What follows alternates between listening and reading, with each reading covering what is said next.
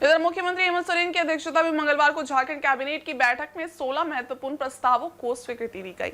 इनमें सूक्ष्म, लघु और मध्यम उद्योगों को बढ़ावा देने के लिए झारखंड सूक्ष्म, लघु और मध्यम उद्यम विधेयक 2025 और झारखंड कम्युनिटी हेल्थ असिस्टेंट संवर्ग नियमावली 2025 के गठन की स्वीकृति शामिल है।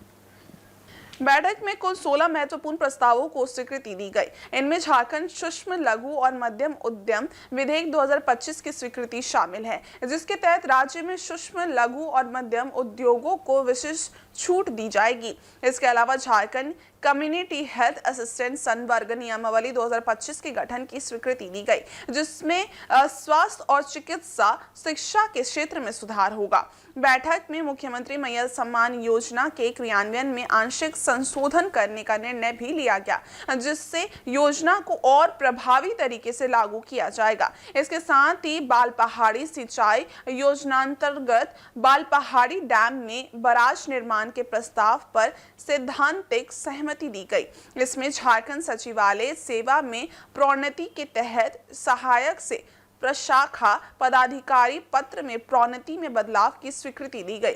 झारखंड हाई कोर्ट के आदेश पर 6 कर्मियों की सेवा नियमित करने का निर्णय लिया गया। वित्तीय वर्ष 2024-25 के तृतीय अनुपूरक व्यय और 2025-26 के बजट प्राक्कलन को मंत्रिपरिषद से स्वीकृति प्राप्त हुई।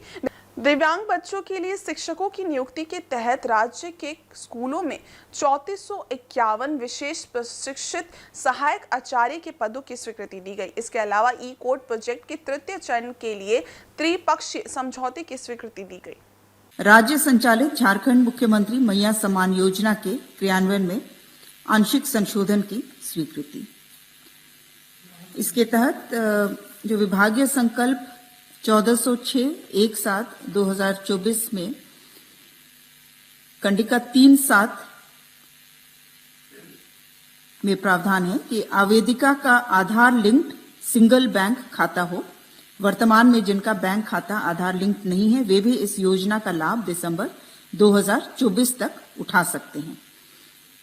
ये कंडिका था। इसे संशोधित करते हुए जो लाभ दिसंबर 2024 तक के लिए अवधि था, उसे संशोधित करते हुए माह मार्च 2025 तक योजना के तहत उन्हें आर्थिक सहायता राशि दी जाएगी, आवेदिका का यदि आधार लिंक्ड सिंगल बैंक खाता ना भी हो। लेकिन मार्च 2025 के पश्चात लाभुकों को केवल आधार लिंक्ड सिंगल बैंक खाता के माध्यम से ही आर्थिक सहायता राशि का भुगतान किया जाएगा।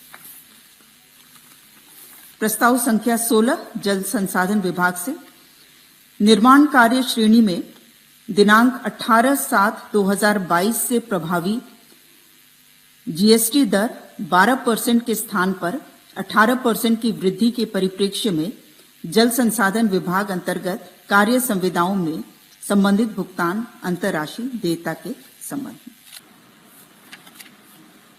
प्रस्ताव संख्या 2 कार्मिक विभाग से झारखंड सचिवालय सेवा अंतर्गत सहायक प्रशाखा पदाधिकारी की कोटि से प्रशाखा पदाधिकारी के पद पर प्रोन्नति से संबंधित झारखंड सचिवालय सेवा नियमावली 2010 में प्रावधानित सीमित प्रतियोगिता परीक्षा से संबंधित प्रावधान को एक वार्य सुविधा के रूप में शिथिल करने के संबंध में।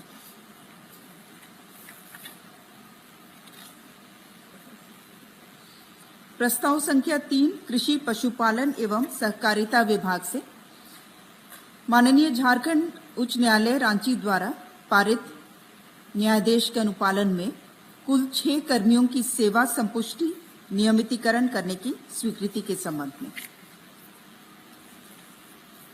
प्रस्ताव संख्या 4 वित्त विभाग से वित्तीय वर्ष 2024-25 के तृतीय अनुपूरक व्यय विवरणी की घटनोत्तर स्वीकृति का प्रस्ताव। प्रस्ताव संख्या 5 वित्त विभाग से झारखंड इकोनॉमिक सर्वे 2024-25 को विधानसभा के पटल पर प्रस्तुत करने के संबंध में मंत्रिपरिषद की घटनोत्तर सहमति।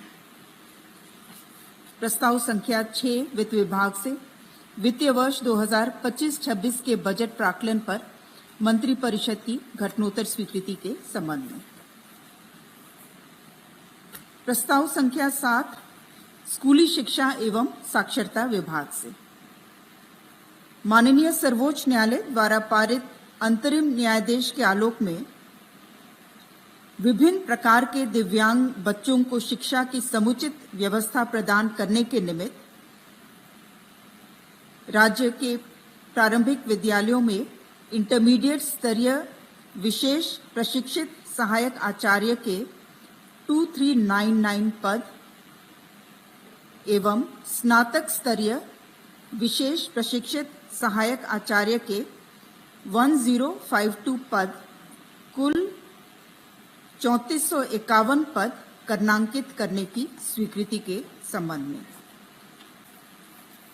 प्रस्ताव संख्या 8 विधि विभाग से, ये भी घटनोत्तर स्वीकृति का विषय है। ई कोर्ट प्रोजेक्ट के तृतीय चरण के कार्यान्वयन हेतु राज्य सरकार द्वारा प्राप्त सैद्धांतिक सहमति के आलोक में राज्य सरकार की ओर से प्रधान सचिव सह विधि परामर्शी द्वारा द्वितीय पक्षकार के रूप में हस्ताक्षरित किए गए त्रिपक्षीय इकरारनामा पर मंत्रिपरिषद की घटनोत्तर स्वीकृति।